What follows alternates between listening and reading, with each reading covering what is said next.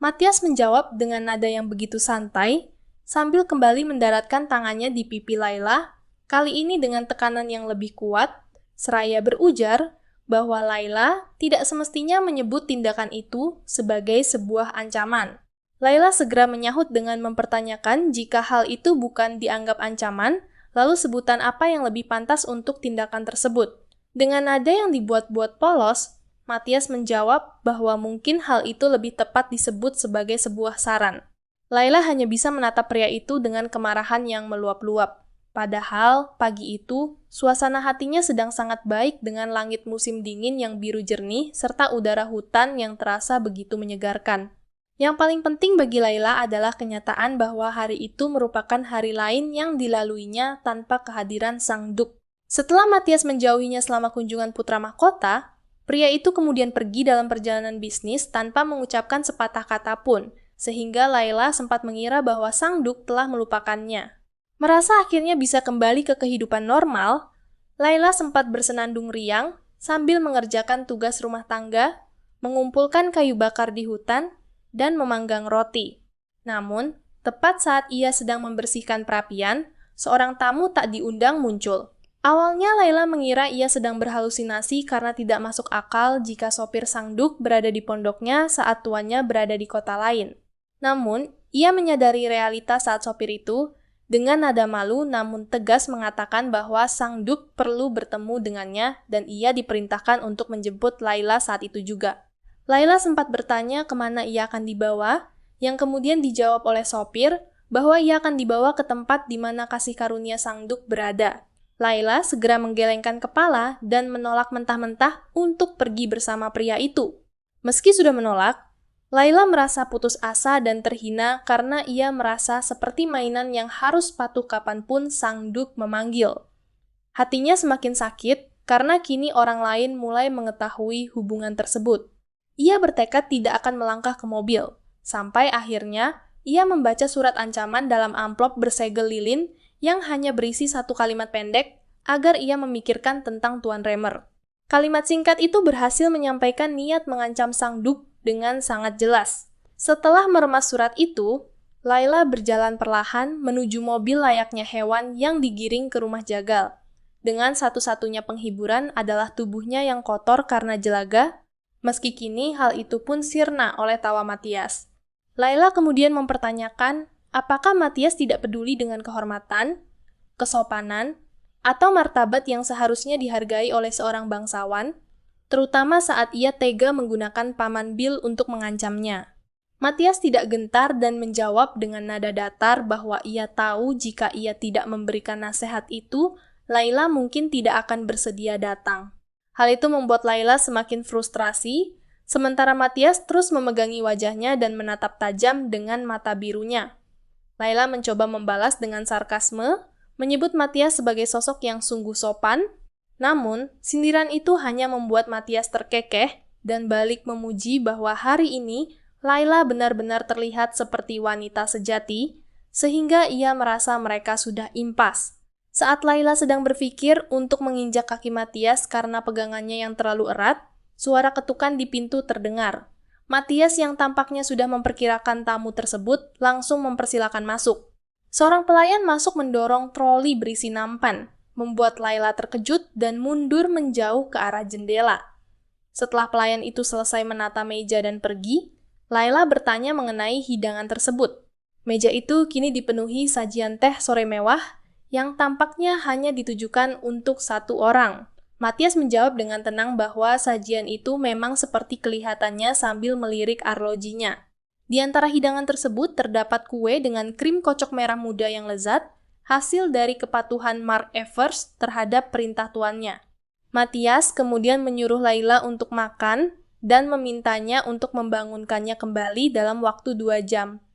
Laila sempat bertanya penuh keheranan saat Matias justru berbaring di sofa panjang dan memejamkan matanya. Ketika Laila mempertanyakan apa yang sedang dilakukan pria itu, Matias menjawab dengan mata terpejam bahwa ia sedang memperlakukan wanita anggun yang mengunjunginya sebagaimana mestinya. Laila menegaskan bahwa ia tidak ingin menjadi wanitanya, yang kemudian dibalas Matias bahwa hal itu akan jauh lebih baik karena jika Laila bukan seorang wanita, maka ia tidak berkewajiban untuk bersikap sopan. Matias terdengar semakin lesu saat mengatakan bahwa itu adalah aturan mereka. Saat mata mereka bertemu, Laila merasa seluruh tubuhnya kaku. Matias bertanya mengapa Laila berdiri tepat di sebelah sofa dan apakah ia berniat membunuhnya saat ia tidur. Laila mengaku memang sedang memikirkannya. Dengan suara mengantuk, Matias menyuruh Laila memastikan pekerjaan itu selesai atau gilirannya yang akan datang selanjutnya. Laila menatap dengan tak percaya karena perilaku liar pria ini benar-benar di luar pemahamannya. Memaksanya datang dengan ancaman, menyajikan teh, lalu tertidur begitu saja. Namun, mendengar napas yang tenang itu, Laila menyadari bahwa Matias benar-benar telah terlelap. Di tempat lain, Claudine meletakkan bingkai sulamannya dan menyuruh pelayannya, Mari, untuk menjenguk Laila. Mari terkejut dan bertanya, apakah ada sesuatu yang terjadi? Namun Claudine menjawab dengan senyum di bibir, meski matanya tampak dingin. Claudine merasa aneh, karena setelah Matias membelanya tempo hari, pria itu justru mengabaikan Laila selama beberapa hari. Ia ingin meminta maaf atas kejadian sebelumnya sambil minum teh. Meskipun Mari sempat ragu, Claudine tetap memerintahkannya pergi. Namun, Mari kembali dengan berita mengejutkan bahwa pondok Laila kosong dan tidak ada jawaban meski sudah dipanggil berkali-kali. Claudine termenung sejenak, mencoba berprasangka baik bahwa Laila hanya sedang jalan-jalan. Namun, ia tetap bersikeras untuk menemui gadis itu hari ini demi mengusir pikiran buruk yang muncul di benaknya. Laila terbangun dalam kegelapan dan menyadari bahwa waktu tidur siang 2 jam yang diminta sang duk telah lama berlalu karena ia pun ikut tertidur. Setelah ragu sejenak, ia menyalakan lampu meja yang kemudian menyinari wajah Matias yang sedang tidur tanpa bergerak sedikit pun.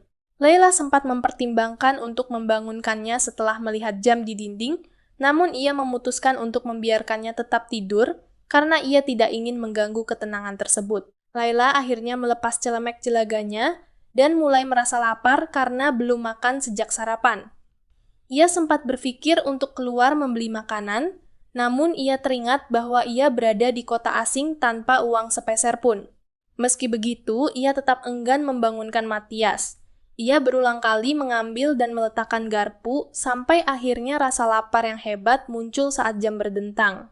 Laila merasa menyedihkan karena merasa lapar dalam situasi itu, namun ia memutuskan untuk makan daripada membiarkan perutnya keroncongan.